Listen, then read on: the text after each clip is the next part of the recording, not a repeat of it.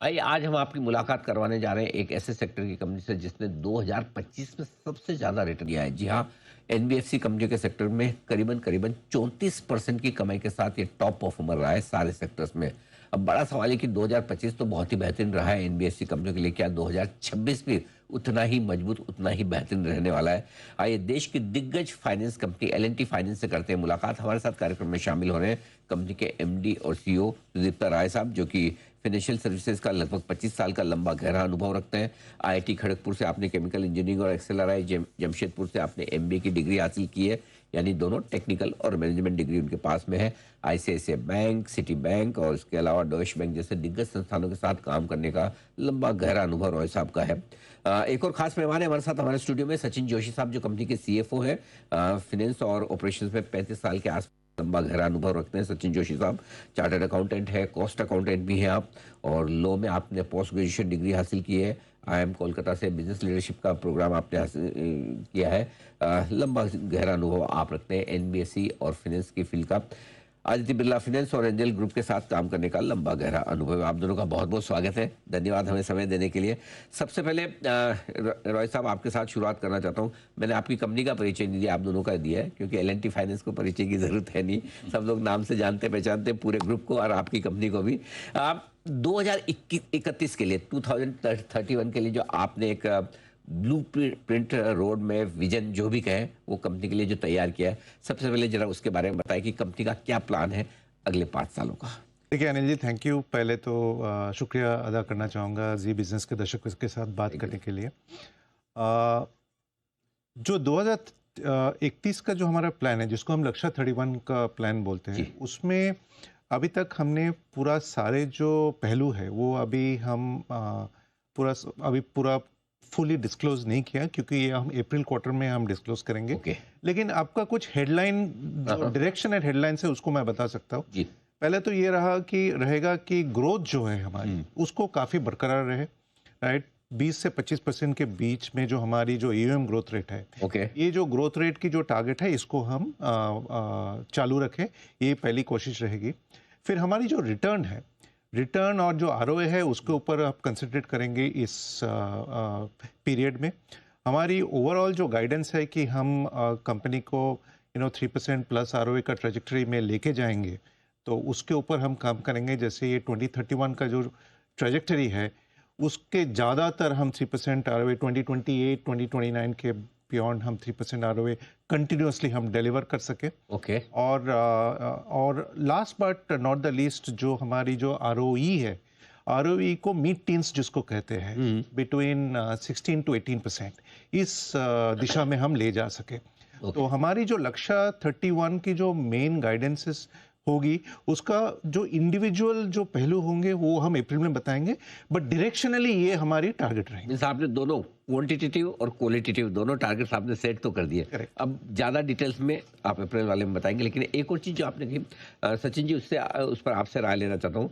Cost of boring को लेकर और साथ ही क्रेडिट कॉस्ट को लेकर आपकी, मैंने देखा है कि इस वक्त फिर से थोड़ी सी कॉस्ट ऑफ बोरिंग कम होकर आई है। बिल्कुल। नो डाउट थोड़ी ब्याज दरें घटी है, उसका भी फायदा मिला होगा। ब्याज दरें और भी ज़्यादा घटी है। क्या टारगेट लेकर चल रहे हैं और कितनी और कॉस्ट ऑफ बोरिंग आपकी कम हो सकती है और कितना फायदा उससे उसको उसका मिलेगा कंपनी को? Thank you Anil ji for calling me. तो अब अगर आप रेपो रेट देखेंगे तो पिछली ये फाइनेंशियल ईयर में अभी तक करीब 100 बेसिस पॉइंट्स का रिडक्शन दे दिया है, और आप पिछले साल का अगर फरवरी से लेंगे तो 125 बेसिस पॉइंट्स।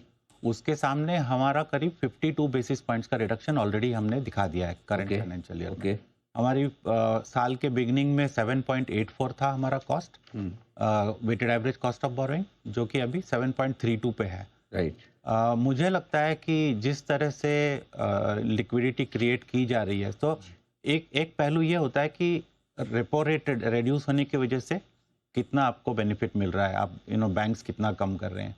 उसके अलावा लिक्विडिटी क्रिएट जो होती है, उसकी वजह से भी काफ़ी रेट्स में गिरावट आती है। सो शॉर्ट टर्म एंड, जैसे हमारा अगर ओवरऑल बुक देखेंगे तो उसमें कई बिजनेसेस ऐसे हैं, स्पेशली हमने अभी गोल्ड लोन जी जी बिजनेस लॉन्च किया है, जी वो तो 1 ईयर प्रोडक्ट है, तो उसकी वजह से क्या कलेक्शंस भी 1 ईयर बकेट में काफ़ी आते हैं। जी। तो उसका ये बेनिफिट होता है कि हम कमर्शियल पेपर्स के थ्रू बोरो कर सकते हैं। जो कि average boring around 7% of total borings हमारी सीपी से आती है अभी। ओके। हमारा एएलएम परमिट करता है 14 to 15% तक जाने का, तो वो एक रहा। दूसरी बात यह है कि हमारे कुछ बिजनेसेस हैं, जैसे माइक्रो फाइनेंस है, जो हम रूरल बिजनेस फाइनेंस बोलते हैं उसको, ट्रैक्टर फाइनेंसिंग, ये सब पीएसएल के क्वालिफाइड एसेट्स हैं। जी। पीएसएल क्वालिफाइड एसेट्स का हम जो रीफाइनेंसिंग करते हैं या बैंक्स जब हमें फंड्स देती है सस्ता मिल जाता है, तो हमें करीब करीब 1.25 to 1.5% का बेनिफिट मिलता है। उसकी वजह से आप अगर देखेंगे तो पिछले 5 से 6 क्वार्टर्स में करीब करीब we in the NBFC sector मुझे नहीं लगता है इतना बेनिफिट कोई ले पाया है, क्योंकि पीएसएल का बेनिफिट काफी बड़ा बेनिफिट, बहुत 1.5% बेनिफिट होना मतलब तो बड़ी चीज होगी। रोहित साहब, एक चीज जो आपसे जानना चाहता हूँ, माइक्रो फाइनेंस के बिजनेस में शायद बहुत लोगों को पता नहीं होगा, लेकिन आपकी कंपनी सेकंड लार्जेस्ट हो गई है। सेकंड लार्जेस्ट है, जबकि ये एक ऐसी स्पेस है जहाँ पर समस्या और संकट है।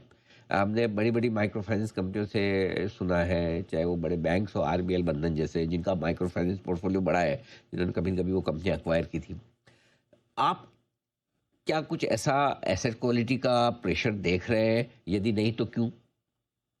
देखिए, जैसे हमारी बुक साइज जो है 27,000 करोड़ के ऊपर चला गया, 27,000 करोड़ है। सो जैसे हम पहले फोर्थ थे, अभी हम सेकंड है। Okay. Second largest micro finance player है।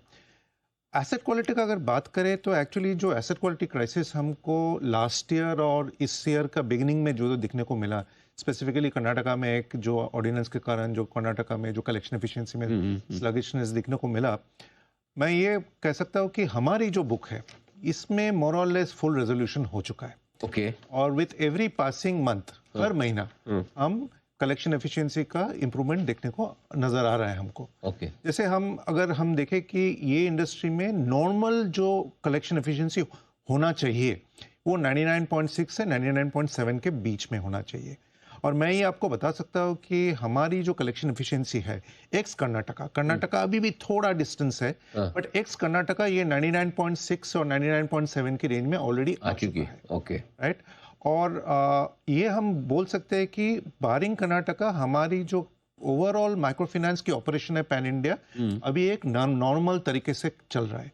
अभी एसेट क्वालिटी का जो क्राइसिस है, अगर इंग्लिश में वो in the rear view mirror है। पीछे रह गया, अब पीछे रह गया हमारे लिए, ये पीछे रह गया। और जो कर्नाटका का जो कलेक्शन एफिशिएंसी है ये भी काफी इंप्रूव कर चुका है, और हमारी उम्मीद है कि इस महीना ये 99.5% के ऊपर चला जाएगा। पिछली बार आपसे मुलाकात हुई तो आपने एक चीज बताई भी थी, कुछ हिंट दिया था कि एआई का इस्तेमाल करके आप कुछ आपने ऐसा मॉडल बनाया है जिससे आपकी अंडरराइटिंग काफी स्ट्रांग है। हाँ जी, ये जो हमारी जो एआई का जो इंजन है इसको हम साइक्लोप्स बोलते हैं। क्या बोलते हैं? साइक्लोप्स। अभी साइक्लोप्स। जैसे वो ग्रीक एक मिथिकल फिगर है जिसमें वन नाइट साइक्लोप्स है, जिसको कुछ भी उसके पास से नहीं जा सकता, वो सबको देखता है। सब देखता है। तो हमारा ये है कि साइक्लोप्स सब देखता है, इंक्लूडिंग क्रेडिट रिस्क में सबको देख लेता है। ओके। तो इसीलिए वो नाम दिया था हमने उनको, मशीन को। तो अभी क्या है कि 18 महीना हो चुका है और इसको हमने पहले टू व्हीलर बिजनेस में हमने इम्प्लीमेंट किया। ओके। तो आप अगर देखेंगे 18 महीने के बाद अगर हम टू व्हीलर की बिजनेस की क्रेडिट क्वालिटी के रिजल्ट्स की बात करें, राइट, जैसे अगर देखेंगे कि जो हमारी जो टू व्हीलर की जो बुक साइज है 12,000 करोड़ के थोड़ा ऊपर है। ओके। लेकिन उसमें से ऑलमोस्ट 8,500 करोड़ अभी साइक्लोप्स के अंडर रिटर्न है। अच्छा। अभी टू व्हीलर बिजनेस में जो प्री साइक्लोप्स बुक है हमारी, उसमें एवरेज जो हमको बाउंस रेट दिखने को मिलता था वो 20 से 22% के बीच में एवरेज मंथली बाउंस रेट दिखने को मिलता था। अभी ये जो साइक्लोप्स का जो नया मशीन है, इसमें रीसेंट विंटेजेस में हमारी जो बाउंस रेट है ये 7 से 8% है। ओके। आप देख सकते हैं कि overall because of implementation of cyclops overall credit quality में कितनी इंप्रूवमेंट है। और ये क्वेश्चन मेरे को काफ़ी जगह से पूछी जाती है कि आपने तो एआई इम्प्लीमेंट कर दिया, इसमें आपका वॉल्यूम्स पे कोई इम्पैक्ट हुआ? एक्चुअली हमारी वॉल्यूम्स पे शुरू में थोड़ा इम्पैक्ट आया, लेकिन उसके बाद हमारी वॉल्यूम्स ग्रो हुए, तो हमारे एक्चुअली मार्केट शेयर लॉस नहीं हुआ। अच्छा। अगर आप देखेंगे कि लास्ट 3 से 4 महीने में हमने ऑलमोस्ट 1% मार्केट शेयर गेन किया है। ओह लवली। तो उसमें क्या हुआ है कि हमारी क्रेडिट कॉस्ट नीचे गया है, हमारी मार्केट शेयर ऊपर गया है, एंड ओवरऑल जो बिजनेस का जो मोमेंटम है और फॉरवर्ड जो मोमेंटम है उसमें हमारी काफी कॉन्फिडेंस आई है। पर्सनल फाइनेंस और व्हीकल फाइनेंस दो आप साइक्लोप्स दोनों में किया है। जैसे आप साइक्लोप्स अगर देखेंगे, साइक्लोप्स अभी लाइव है टू व्हीलर में, साइक्लोप्स अभी लाइव है हमारे ट्रैक्टर बिजनेस में, साइक्लोप्स अभी लाइव है हमारी एसएमई बिजनेस में, अभी पर्सनल लोन्स बिजनेस में दिसंबर में लाइव किया है, और नेक्स्ट ईयर हमारा माइक्रो फाइनेंस और मॉर्गेज बिजनेस सब में कंप्लीट पूरा कर कंप्लीट हो जाएगा उसमें। अच्छा निम्स जरा आपसे राय लेना चाहता हूँ सचिन जी, क्या लेवल्स आप देख रहे हैं नेट इंटरेस्ट मार्जिन के जहां आप कंफर्टेबल हैं? तो हम लोग actually from L&T finance point of view हम यूजुअली निम प्लस फी देखते हैं, क्योंकि fees part and Part of, parcel of the overall fees. तो हमारा निम प्लस फी हमने एक रेंज दे रखा है मार्केट को, जब भी हम इन्वेस्टर से बात करते हैं कि 10% टू 10.5% उस रेंज में होगा।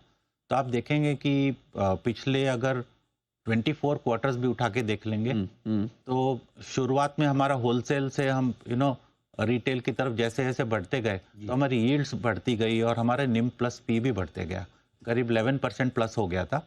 अब जाके ऐसा हो गया है कि माइक्रो फाइनेंस जो कि लार्जेस्ट बुक है, अभी आपको बताया था, तो उसकी यील्ड सबसे ज़्यादा है। उसके अलावा भी हमने एडिशनल जो बिजनेस शुरू किया गोल्ड फाइनेंस का, उसकी भी यील्ड्स, वो सिक्योर्ड बुक है तो उसके भी यील्ड्स काफ़ी अच्छे हैं। तो ओवरऑल यील्ड्स और कॉस्ट ऑफ फंड्स तो आपको बताइए कि कॉस्ट ऑफ फंड्स काफ़ी कॉम्पिटिटिव हैं और नीचे जा रहे हैं। तो ओवरऑल 10 टू 10.5 के कॉरिडोर में हमें रहना है। एंड पिछले क्वार्टर में 10.22 था। मुझे लगता है कि जिस तरह से रूरल बिजनेस फाइनेंस डिसबर्समेंट्स फिर से बढ़ी है, अब हम लोग ये मेंटेन कर पाएंगे 10 टू 10.5। गोल्ड लोन बिजनेस की आपने बात की, जनरली आजकल टॉक ऑफ द टाउन है ये गोल्ड लोन में। कैसी ग्रोथ आप देख रहे हैं और अभी कितना एयूएम उसमें हो चुका है आपका? हमने जून में एक्चुअली बिजनेस एक्वायर किया था, करीब 1300 करोड़ का बिजनेस। अच्छा, आपने नया बिजनेस एक्वायर किया था। तो 130 ब्रांचेस ली थी हमने और करीब 700-800 एम्प्लॉयज़। ये बिजनेस हमने अब सितंबर क्वार्टर में हमने 450 करोड़ के करीब का डिसबर्समेंट किया था। उसके अलावा हमारा बिफोर 31 मार्च हमारा प्लान है कि 200 ब्रांचेस और ऐड कर देंगे। तो काफ़ी एग्रेसिव बिल्टअप कर रहे हैं, क्योंकि जो टीम ली है हमने काफ़ी एक्सपीरियंस्ड है।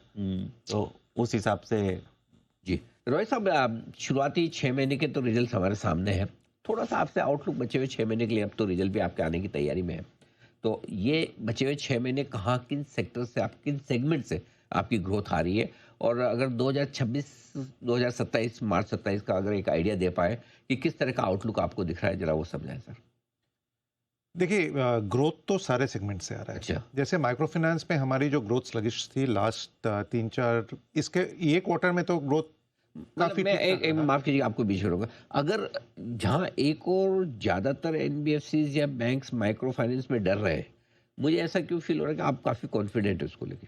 हम काफ़ी कॉन्फिडेंट हैं क्योंकि हमारी जो प्रोसेसेस, सिस्टम्स और जो एसेट क्वालिटी है ये इंडस्ट्री के बेस्ट है अभी। अच्छा। राइट, और हमारी जो वर्कफोर्स है वो काफ़ी एक्सपीरियंस्ड है, और एक्चुअली हम देखे हैं कि हमारी जो during the last micro finance crisis हमारी जो सिस्टम्स एंड प्रोसेसेस है ये काफ़ी अच्छा होल्ड किया है, और उसको ये लास्ट 18 महीने में हमने अब काफ़ी स्ट्रेंथन किया है। तो हमारी कॉन्फिडेंस है कि ये जो बिजनेस है इसको हम ग्रो कर पाएंगे। लेकिन एक चीज मैं बताऊंगा कि ये बिजनेस में हमारी जो ग्रोथ एक्सपेक्टेशन है ये अराउंड 15% के आसपास ग्रोथ एक्सपेक्टेशन है।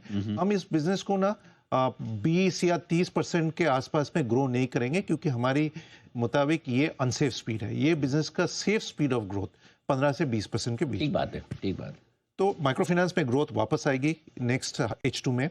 उसके बाद टू व्हीलर में जैसे आपने देखा GST 2.0 के बाद अच्छा ग्रोथ हुआ टू व्हीलर में।